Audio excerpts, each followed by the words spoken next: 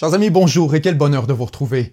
Avec un peu de recul, on constate que l'année 2022 fut remarquablement mouvementée, particulièrement au niveau économique et géopolitique. Bien sûr, on pense au conflit en Ukraine ainsi qu'à la crise de l'énergie, mais aussi à tout un répertoire d'événements majeurs qui, lorsque pris ensemble, indiquent de manière inéluctable que le monde approche d'un moment décisif et d'une sorte de point tournant. En fait, si 2022 fut l'année où nous avons vu les premiers nuages s'amonceler au-dessus de l'économie mondiale, l'année où nous avons senti l'arrivée de l'orage, eh bien, tout indique que 2023 pourrait marquer le début du déluge. Un peu partout, on entend des prédictions de récession mondiale pour la prochaine année, tellement qu'on affirme que c'est la récession la plus annoncée de l'histoire. Et si certains prédisent un ralentissement temporaire et modéré, d'autres évoquent plutôt une tempête économique parfaite menant à une crise mondiale de proportions considérables. Évidemment, une crise de cette ampleur pourrait complètement redéfinir les paramètres de l'ordre mondial. Donc, aujourd'hui, je vous propose d'examiner ensemble les défis énormes qui se pointent à l'horizon afin de mieux comprendre le moment décisif devant lequel on se trouve. Il sera question de la prochaine récession, de la crise mondiale, de la dette à laquelle nous devons nous préparer, mais aussi, conséquemment, de l'avenir de l'Union européenne ainsi que de plusieurs enjeux profonds qui reviendront à la surface au cours des prochains mois. Bien sûr, ce sont des questions controversées, particulièrement sensibles. Donc, avant de commencer, j'aimerais remercier notre sponsor de cette semaine, Emma Matelas. J'ai pas dormi énormément ces dernières semaines, j'ai plutôt passé mon temps à travailler sur notre dernier dossier à propos d'Haïti, mais heureusement, les heures que j'ai pu dormir, mon sommeil était de qualité. Vous l'aurez compris, Emma Matelas propose des lits, des couettes, des matelas, tout le nécessaire pour un sommeil de qualité. Pour ma part, j'ai choisi le matelas original, qui est le plus vendu en France 2 années de suite, et je pensais pas que changer mon matelas allait à ce point améliorer mon sommeil. Les matelas Emma possèdent une mousse à mémoire de forme, offrent un soutien et un confort primé, et vous pouvez les essayer sans nuit et les retourner sans frais si jamais vous n'êtes pas convaincu. Bien dormir est primordial pour passer de bonnes journées. Si vous voulez améliorer votre sommeil facilement, vous pouvez aussi tester les accessoires Emma Matelas, le surmatelas pour améliorer votre matelas actuel, une couette bien chaude pour cet hiver, un oreiller confortable. Tout ça offre un plaisir de passer une bonne nuit de sommeil à moindre frais. La livraison est rapide et gratuite et chers amis canadiens, Emma Matelas est également disponible chez nous. Emma Matelas permet à tous de dormir en paix avec 10 ans de garantie, les retours gratuits et leur solde d'hiver jusqu'au 7 février. C'est le moment d'investir intelligemment dans son sommeil. Retrouvez jusqu'à 50% de rabais sur le site, cumulable avec les 10% de réduction offerts à la communauté de 7 jours sur Terre par Emma Matelas grâce au code TERRE, T-E-R-R-E. Il est valable pour 6 mois, donc aux retardataires, vous avez aussi le droit de mieux dormir. Bref, 10 ans de garantie, sans nuit pour le tester, retour gratuit, petit prix pendant les soldes. Allez jeter un coup d'œil sur le site avec le lien que vous trouverez en description et n'oubliez pas le code TERRE pour 10% de rabais sur tout le site, cumulable avec les soldes d'hiver.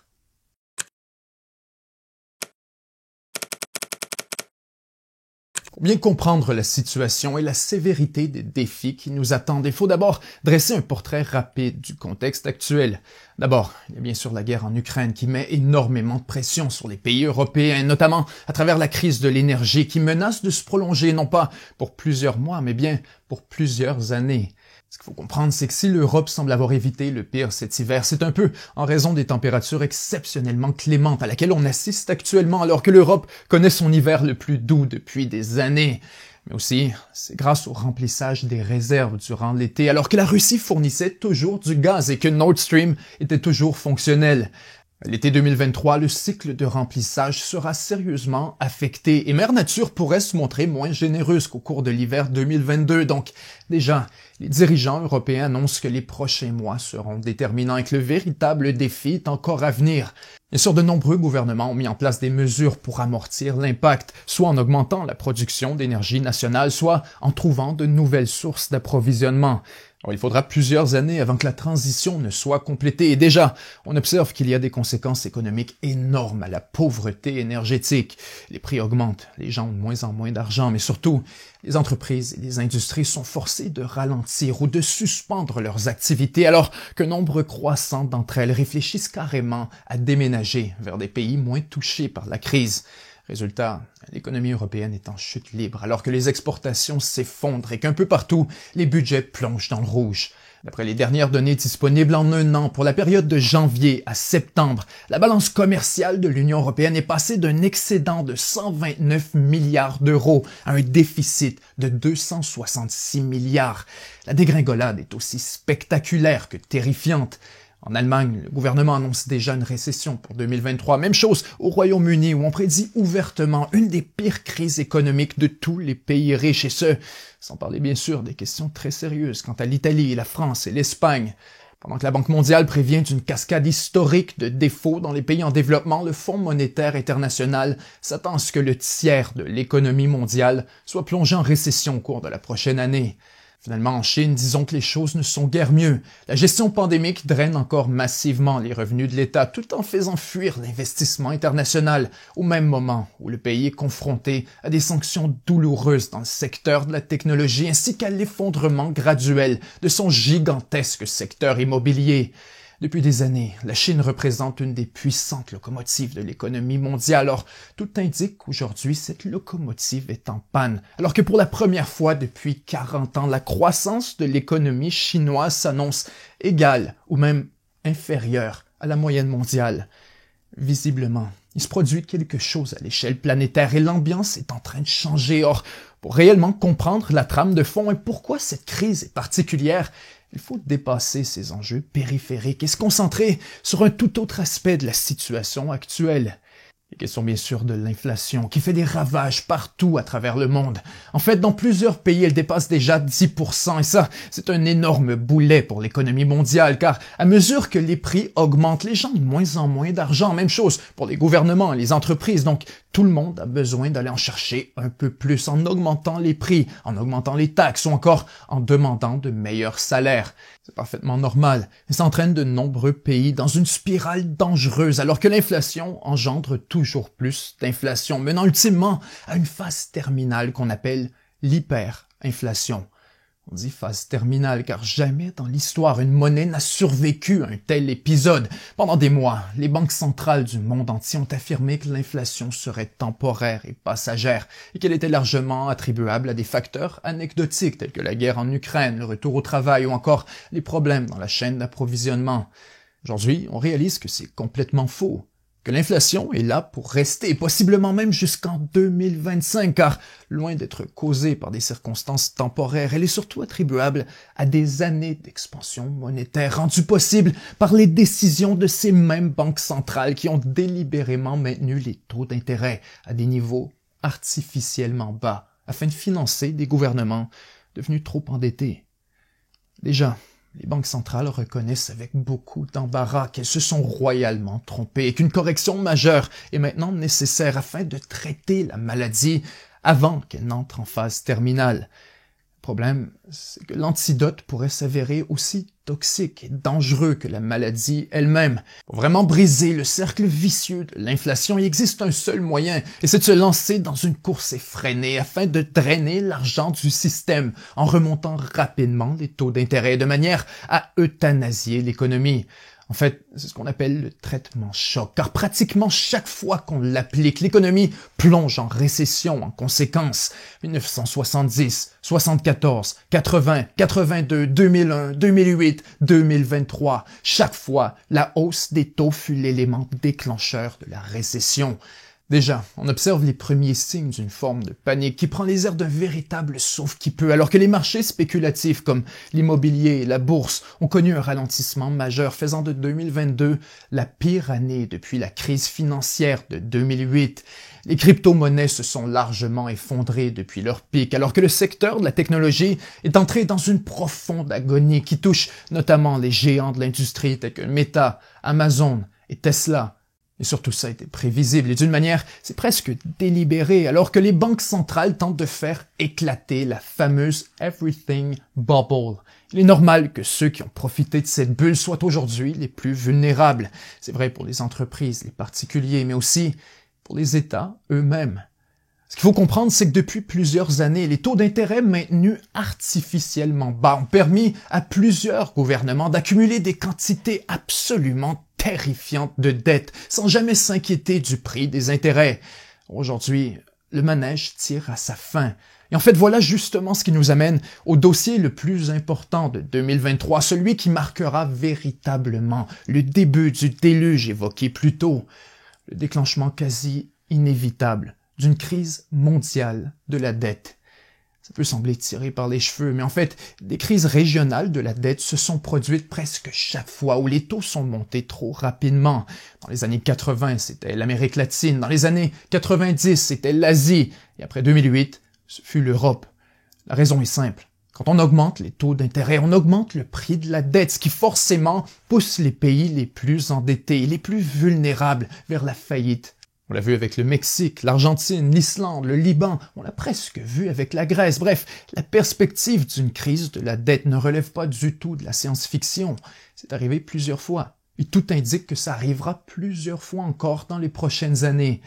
Déjà, le Fonds monétaire international estime qu'environ 60% des pays à faible revenu pourraient faire défaut au cours de 2023. Car évidemment, certains pays sont particulièrement vulnérables et le choc sera beaucoup plus douloureux chez les nations moins prospères. Or, il ne faudrait surtout pas faire preuve d'arrogance et ignorer les risques considérables d'une crise sérieuse chez certains pays riches, incluant des États européens.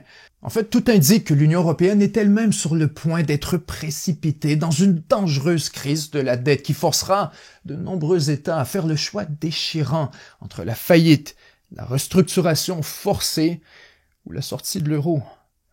Encore une fois, il suffit de prendre un peu de recul et de regarder quelques années en arrière pour comprendre à quel point nous arrivons à un moment décisif. Dans la foulée de la crise financière en 2008, de nombreux gouvernements se sont retrouvés au bord du précipice. Donc, pour empêcher un effondrement catastrophique de l'économie mondiale, les banques centrales du monde entier ont injecté des sommes d'argent absolument incroyables dans l'économie, notamment en réduisant les taux d'intérêt à des niveaux historiquement bas. L'objectif, c'était de permettre aux pays en difficulté de s'endetter à bas prix afin de traverser la crise pour ensuite remonter les taux graduellement une fois que le pire serait passé. En théorie, ça fonctionne. Disons seulement que cette fois, les choses ne se sont pas passées comme prévu. Autour de 2011, la Banque centrale européenne a découvert avec horreur que de nombreux gouvernements européens étaient devenus complètement dépendants des stéroïdes qu'elle avait injectés et qu'en remontant les taux d'intérêt, elle risquait beaucoup plus qu'un simple sevrage, mais bien une véritable crise de la dette menant potentiellement à l'effondrement économique de nombreux pays de la zone euro à travers un dangereux effet domino. S'en est suivi en Europe un furieux débat quant à l'aide qui devrait être fournie aux États en difficulté. Pour certains, comme l'Allemagne et les Pays-Bas, les États endettés devraient mieux gérer leurs finances, donc hors de question d'envoyer des chèques sans d'abord poser de questions. De leur côté, les États en difficulté voient l'euro et les dysfonctions de l'Union européenne comme les principales raisons de leur échec. Donc, inutile de se réformer sans que l'Union elle-même ne se réforme d'abord.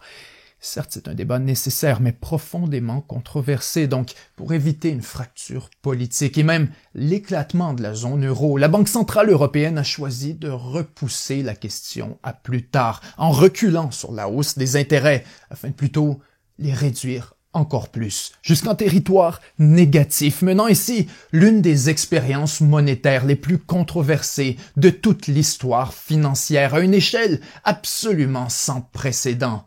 The ECB is ready to do whatever it takes to preserve the euro. And believe me, it will be enough. Sans surprise, les pays en difficulté en profitent pour accumuler des dettes énormes sans vraiment s'inquiéter des intérêts. La question tombe dans l'impasse. La dette s'accumule. Et aujourd'hui, tout indique que ce mécanisme a finalement atteint sa limite. Parce que la BCE n'a jamais anticipé, ce sont les événements perturbateurs des années suivantes, notamment la crise sanitaire, la guerre en Ukraine, la crise de l'énergie et l'inflation record que ces facteurs ont exacerbé. Dans ce contexte, la Banque centrale européenne a été forcée de mettre fin brusquement à l'injection des fameux stéroïdes afin de juguler l'inflation et surtout empêcher la dévaluation de l'euro jusqu'à des niveaux dérisoires. Aujourd'hui, la BCE annonce publiquement qu'elle augmentera les taux jusqu'à ce que l'inflation retrouve un niveau d'environ 2%. Or, même d'après les estimations très optimistes de la banque elle-même, ce barème ne sera pas atteint avant 2025. Donc, cette fois, impossible de maquiller la réalité.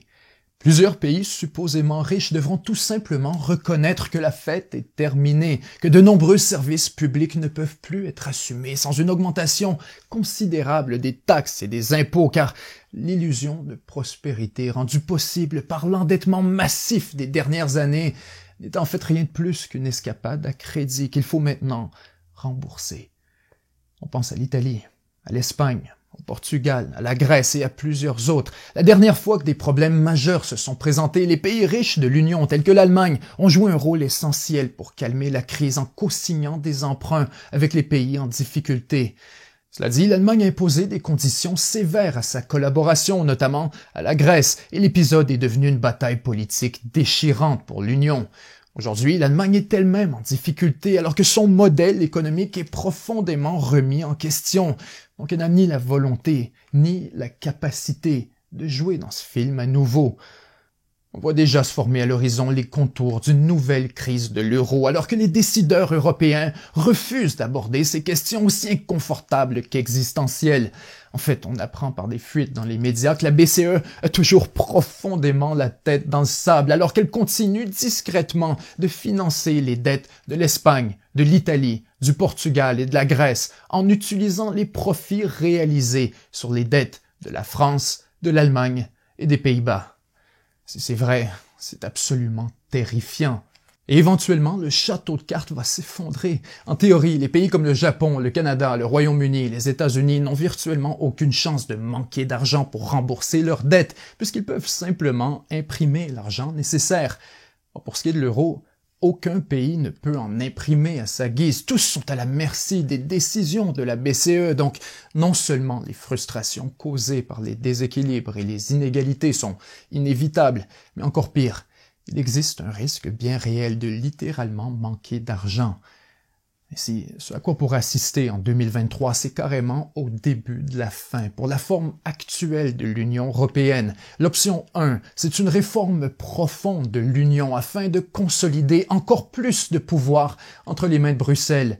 Et ça, c'est loin d'être acceptable pour les membres qui tiennent encore moindrement à leur souveraineté. Or, l'option 2, c'est carrément une amputation afin de sauver les organes vitaux. Dans un tel scénario, les pays en difficulté sont exclus de l'euro et laissés à eux-mêmes, avec ou sans leur accord. C'est une perspective incroyable, mais tout à fait possible et peut-être même nécessaire. En fait, on oublie souvent à quel point la Grèce est venue proche d'être expulsée de la zone euro lors de la crise précédente. For months they've refused officially even to discuss the possibility of a Greek departure from the Eurozone. But suddenly today, as they turned up for a summit over dinner in Brussels, they were talking openly of a single currency without Greece. Évidemment, aucun de ces scénarios ne semble agréable, mais justement, on dit que la géopolitique, c'est l'art de choisir entre le désastreux et le désagréable. Les temps difficiles sont à venir. Surveillez l'Europe, le Royaume-Uni, le Canada et l'entièreté des pays en développement. Attendez-vous à ce que les enjeux économiques, particulièrement ceux de la dette et du chômage, dominent l'actualité en 2023, mais aussi pour les années à venir, alors que l'entièreté du modèle économique de nombreux États sera sévèrement remis en doute.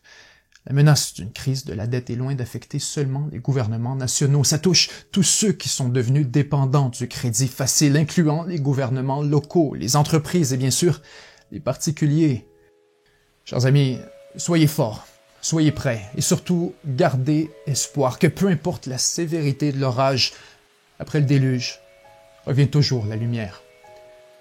C'était Benjamin Tremblay et 7 jours sur Terre. À très bientôt.